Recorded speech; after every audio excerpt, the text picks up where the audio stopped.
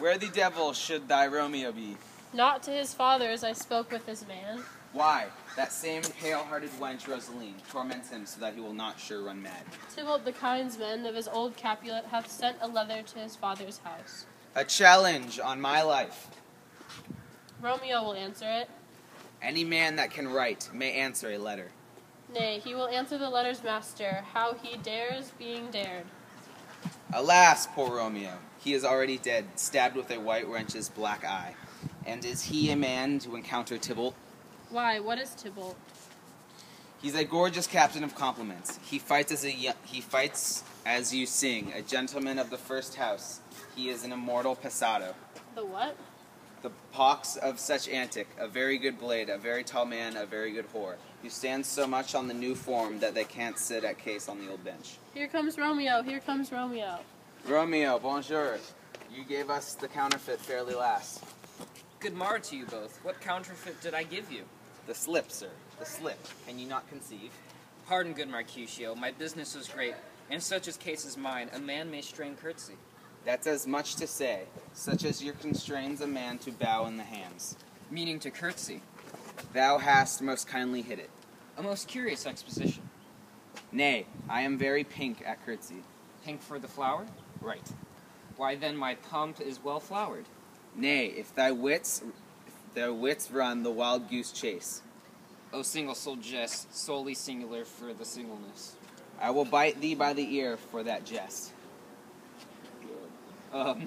Swits and spurs, or I'll cry a match. Thy wit is a very bitter sweeting. It is a most sharp sauce. Thou wast never with me for anything when thou wast not there for the goose. Oh, here's a wit of chivalrith that stretches from an inch narrow to an ell broad. Nay, good goose, but bite not. Why, is not this bitter now than groaning for love? For that driveling love is like a great natural, that runs rolling up and down and hide in his babble in a hole. And is it not well served into a sweet goose? Oh, thou art deceived. I would have made it short, for I was come to the whole depth of my tale, and meant indeed to occupy the argument no longer. I stretch it out for that word broad, which added to the goose proves thee far and wide, a broad goose.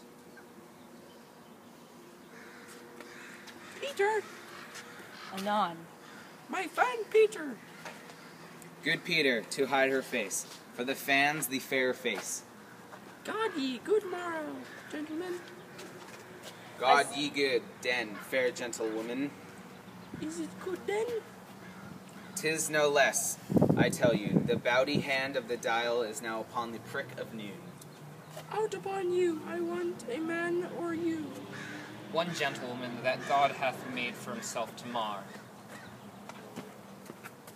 By my troth, it is well said, for myself to mar. I can tell you, but young Romeo will be older when you have found him than he was when with you. Sought him, I'm the youngest of that name, for fault of a worse. You say well? Yeah. Is the worst well? If you be he, sir, I desire some confidence with you.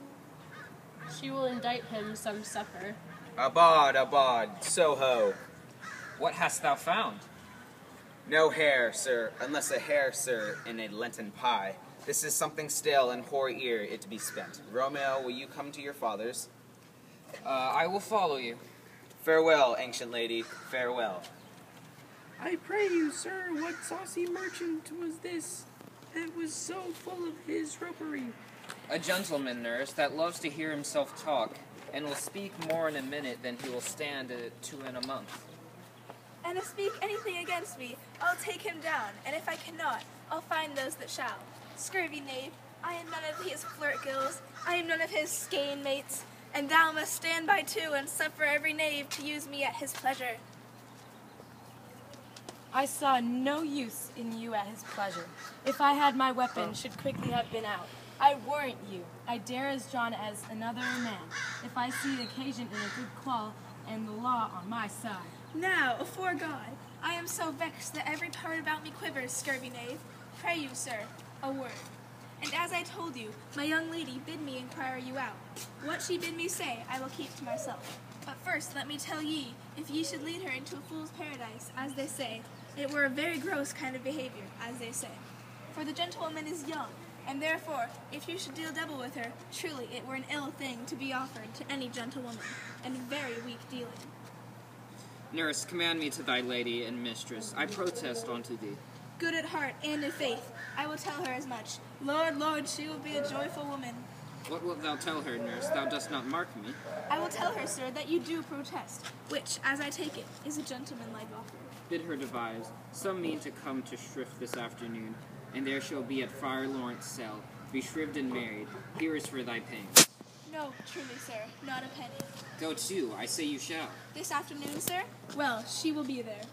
And stay, good nurse, behind the abbey wall. Within this hour my man shall be with thee, and bring thee cords made like a tackled stair, which to the high top gallant of my joy must be my convoy in the secret night. Farewell. By trusting I'll quit thee pains. Farewell. Command me to thy mistress. Now God in heaven bless thee. Hark you, sir. What's thou, my dear nurse? Is your man secret? Did you never hear him say, to make keep counsel, putting one away? I warrant thee my man's as true as steel. Well, sir, my mistress is the sweetest lady. Lord, Lord, when she 'twas a little prating thing, oh, there is a nobleman in town, one Paris, that would fain lay knife aboard, but she, good soul, has lief see a toad, as see him. I anger her sometimes and tell her that Paris is the proper man, but I'll warrant you, when I say so, she looks as pale as any clout in the versal world.